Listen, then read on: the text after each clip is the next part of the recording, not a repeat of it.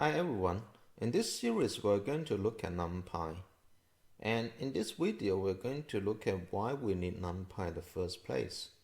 So the most important thing you need to realize is that NumPy sits at the core of all data science packages. Imagine in the Python lectorial, we talk about how we do matplotlib, and when you do matplotlib, that requires the data to be a NumPy array. Although now it accepts like PyTorch tensor as well, but at the very beginning, it requires things to be NumPy array. And when you read images, for example, using scikit image, that will read the data into a NumPy array. Same as PyDicon when you read the Dicon formats, and the imaging part will be a NumPy array.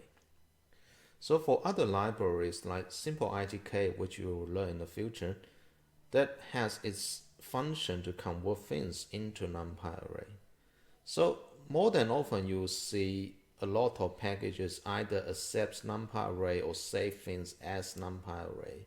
So NumPy array is really like a hub of the data, and you can use it to not only because you can process things easier with NumPy array, but also other libraries will accept it and save it into a NumPy array. So that makes NumPy as a very important library among all these libraries. And here I point out two aspects I think is very important. The first one is element-wise operation. So here I have a built-in Python list I just created from the range. So in the range I put 1 million. So it's a relatively large list. It has quite a lot of numbers inside it. So this will create a list from 0 all the way to a million minus 1. So you notice I put underscore. That's a feature of Python for large numbers. You can put underscore to separate the digits to make it more readable. So it's the same as this, but just keep this for readability. So I create my list and we can have a look at my list. It's just a very long list from 0 all the way. I probably won't scroll it down. And often what we want to do is we want to do some process on each element of inside this list. For example, we may just add some number to that, or we divide something using each element, or we get the square root of that, for example. But in a built-in list, we can't do it because it will throw an error saying that it cannot be concatenated with an integer. And if we put it into like a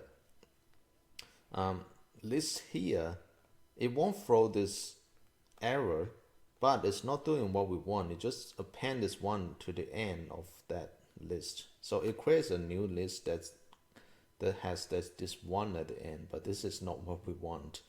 What we want is to add 1 to each of these elements.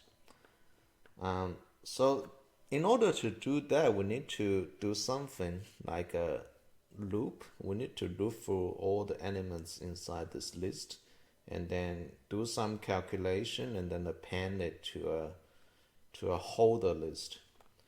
So to assess how fast it is, we can do something like that. From time, we import perf counter. This is similar to time. So you might see something like this, and then change all of this to time. That's fine if you do not require that much accuracy.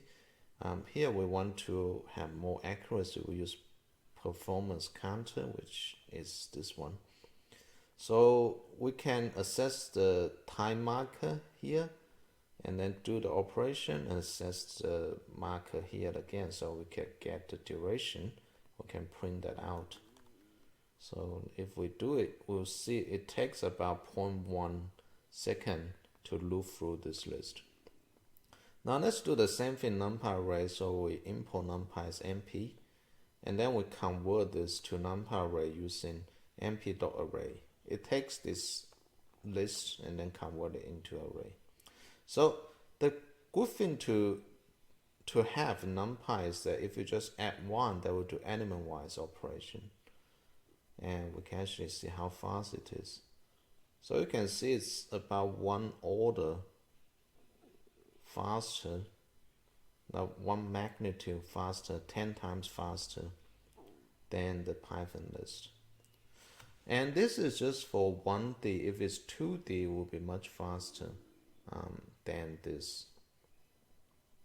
So hopefully this gives you some idea on why you should use NumPy array and why it's important.